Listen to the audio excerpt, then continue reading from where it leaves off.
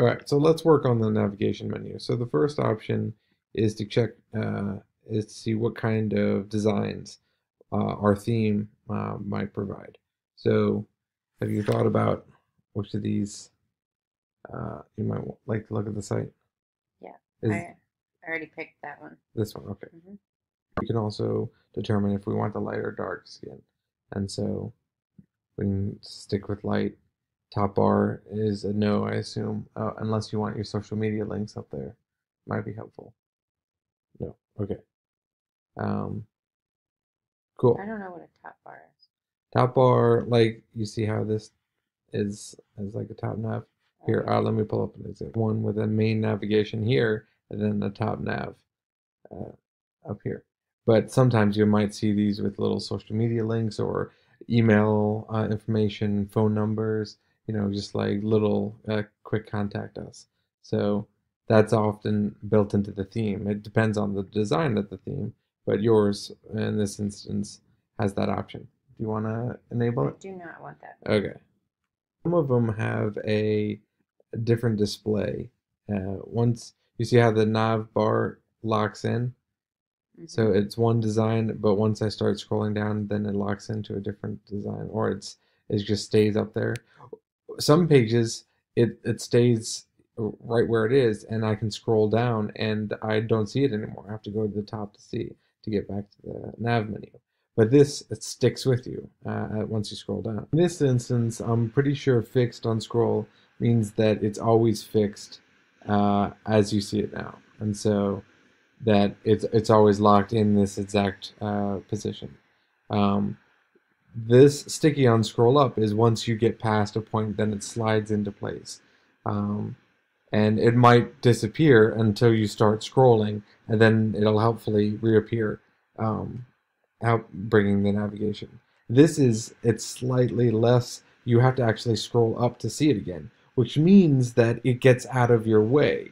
As you're scrolling down, this thing will disappear, but as soon as you start scrolling back up, the nav bar sticks back into place, giving you options. That way, it sort of clears the display and it gives you a better view of your page. There are also a load of other setting options about transparency and color um, that need to be looked through. Defaults are fine, but you're going to want to start looking at. I mean, you might not. A lot of these like level menus you're not going to need because I doubt you're going to have nav menu items that go very far deep. It can be a chore making sure you see the difference between the header simple and the sticky header. And so, depending on how your theme is set up, this menu might be different than one that loads as you scroll up. So, you need to be aware. With this current configuration for the nav bar, we see a right position navigation options. We're not seeing a navigation menu. You can see on the sticky menu as I scroll up, I get home and shop. But once I get to the top, I lose those options. So let's go over to appearance menus, um, and we can see that if we have a divided navigation, and that was the option that we checked, that I need to set this menu to also fill that location. And now once I save that, um, I just go back to my website. Now I can see those items here. The color is a little bit off, so we can hopefully just find the option somewhere here to fix this color when it's not being hovered. And otherwise, we can use CSS, which I'll show you in a different video.